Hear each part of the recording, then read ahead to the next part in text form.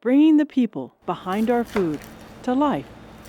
Tomato pie is a southern recipe. It's actually a recipe that's been in my family for all my life. So first we start with onions. These are Walla Walla sweet onions, and I usually just chop them up in smaller pieces to caramelize them. And once they're caramelized, they'll be added to the top of the tomato pie. So I like to start this first, just because it takes a little longer to do. Traditionally, southern tomato pie has actually been, it's served with fresh seafood. Shrimp is a great accompaniment to it, and as well as crab, boiled crab, any type of seafood. So that's about 1.5 cups of onions, and now we're going to go caramelize them.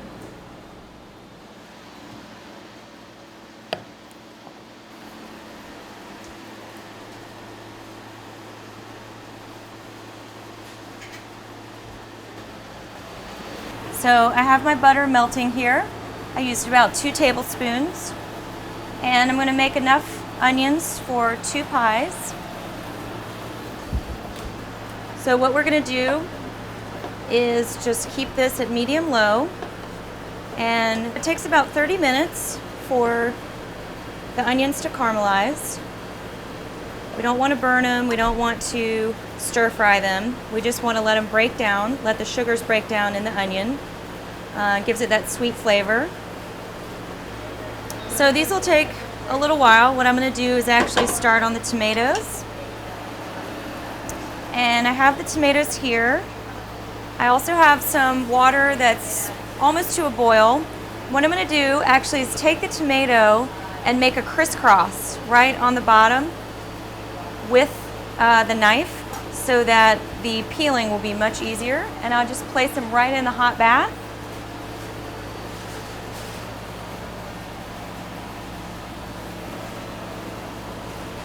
These are some gorgeous tomatoes right here from the Northwest.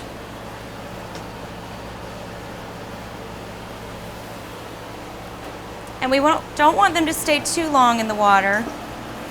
We want them to heat up just a minute, but we don't want them to cook.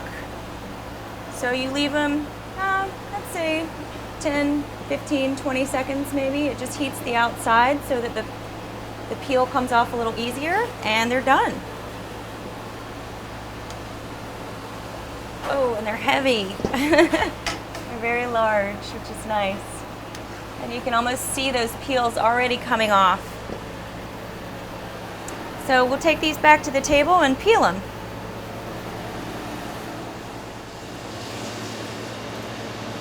So now that they've had the hot water bath, what I do is actually peel the tomatoes. And sometimes I just cut the edges off as well. Make sure that they have cooled down just a little bit, because this can be a little bit painful if they're too hot. So what we're going after is the meat of the tomato. I got these tomatoes at the farmer's market, and I happened to be going by there yesterday and decided to check in, and they had some gorgeous heirloom tomatoes. So I decided to pick some up. Now that our tomatoes are peeled, we're going to do a little bit of draining. And I usually just get some strainers and have a pan underneath them. But I also cut up the tomatoes just a bit. I like to get them cut flat so I can put them on an even surface to cut. I get them in these chunks, and then I just put them in strainers.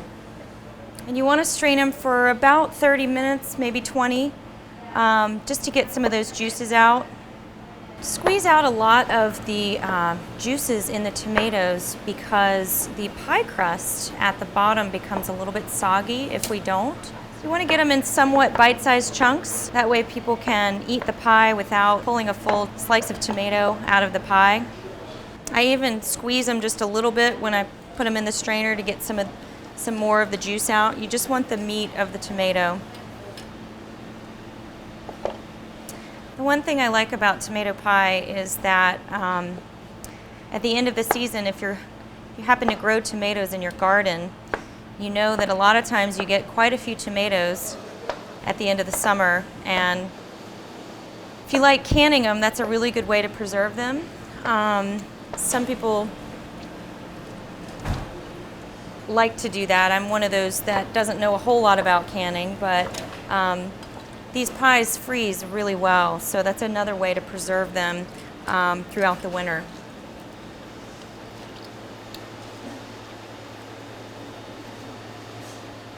So now we're going to make the cheese filling. Here I have some shredded medium cheddar cheese, and you can either buy it pre-shredded or you can shred it yourself. That is a cup and a half of the shredded cheese. I also add a half a cup of mayo to that for the filling. In addition to that, I'll add some fresh cracked pepper. We just ground this earlier.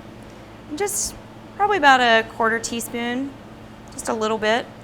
And this is easily mixed up, but I tend to use my hands because really I don't measure this a lot of the time. I like to go by consistency. So when you mix it with your hands, you want it to be a little bit mayonnaise-y. I'm thinking it might need just a little bit more cheese.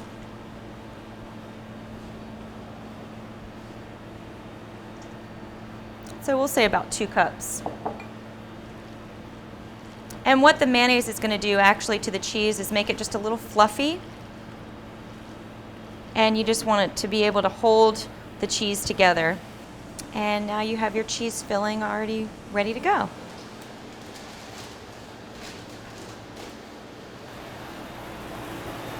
Looks like our onions are perfect. They've broken down nicely. So we're just going to go ahead and take them back. So the next step, we're first going to par bake the crust a little bit, about 10 minutes in a 425-degree oven. What this does is it solidifies the crust in the beginning in order to make it a little bit crunchy or crispy. So now we're going to assemble the crust, and the pie.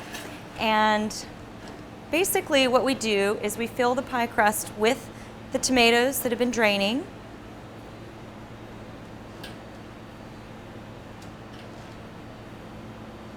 Just want to spread out an even layer of the tomatoes on the bottom. Start there.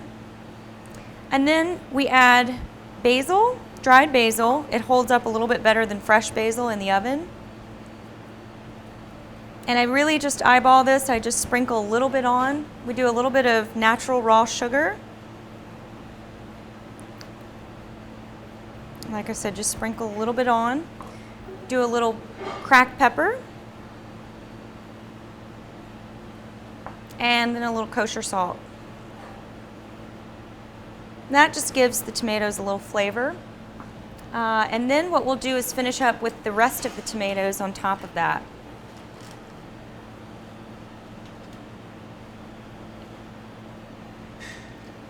If you can use multiple colors of tomatoes, it always is beautiful cutting into it.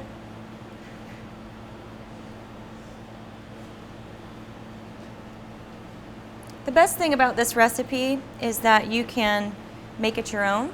You can use all different types of herbs, spices, cheeses.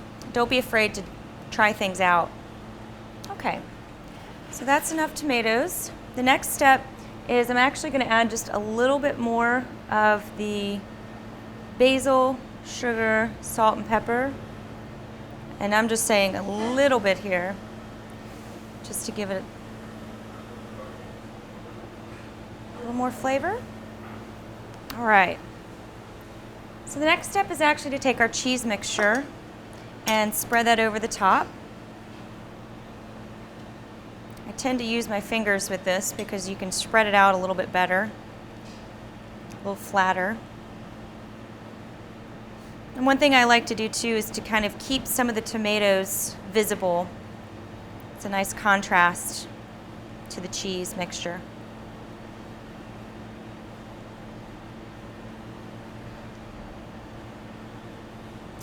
So the next step is to use a little bit of seasoning. I have my own blend that I use. Mine is made with just some herbs. I think there's some dried carrot, some dried garlic. If you like garlic, this is a great time to put on some. You could do roasted garlic, you could do dried garlic, you could even do fresh garlic. So I just have my own little seasoning blend. I know certain folks, friends of mine, actually do rosemary. There's herbs de Provence are really good. This is where you sort of make it your own flavor.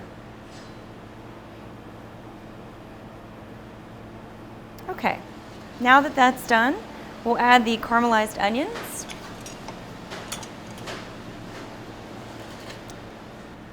Don't skimp on the onions unless you're not an onion fan, because they tend to be one of the best parts. They really give it a good sweetness. So this is going to go into the oven for about 30 minutes at 350. What you really want to do is just cook down the tomatoes a little bit, make sure the cheese melts.